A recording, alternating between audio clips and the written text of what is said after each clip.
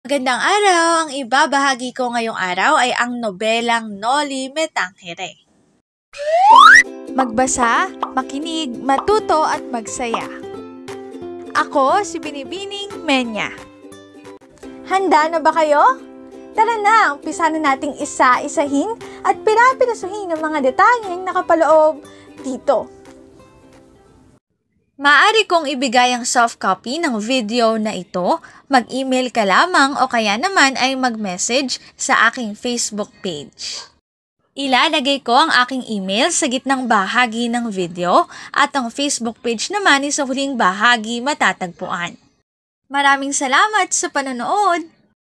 Tulad ng binanggit ko kanina, ang ibabahagi ko ngayong araw ay tungkol sa nobelang Noli Me Tangere.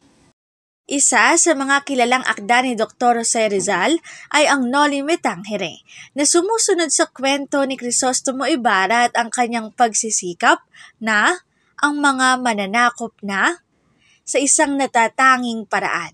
Isinulat ni Rizal ang nobelang ito upang ipakita ang nakatotohanang dinanas ng mga Pilipino sa ilalim ng pamumuno ng Espanya.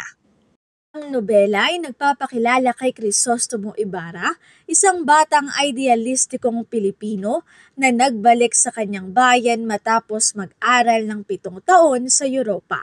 Sa kanyang pagbabalik, nakita niya ang kalagayan ng kanyang mga kababayan ng mga Espanyol.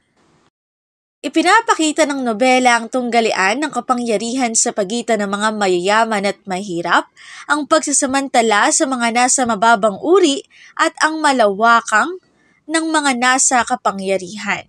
Dahil sa mga nakita niyang, nagplano si Ibarra na sa mga Espanyol na praile.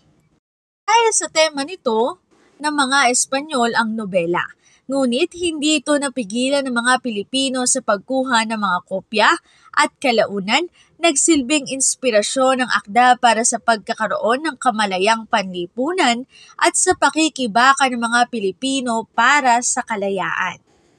Narito ang isang kawili-wiling kaalaman. Alam mo ba na may isang kabanata sa Noli na inalis ni Rizal? Ito ay ang kabanata 25 na pinamagatang Elias at Salome. Hindi tiyak ang dahilan kung bakit ito tinanggal. Ngunit maaring inisip ni Rizal na hindi ito mahalaga sa buong kwento o kaya'y para makabawas ng gasto sa paglimbag.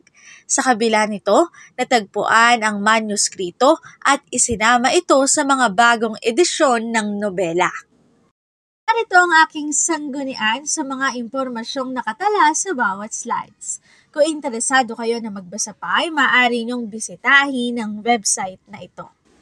Para naman sa PowerPoint template na aking ginamit ay narito ang aking sanggunian. Noli Me Tangere. Dito na nagtatapos ang aking pagbabahagi. Sana ay marami kayong natutuhan. Muli magbasa, makinig, matuto at magsaya. Ako si Binibining Menya. Paalam!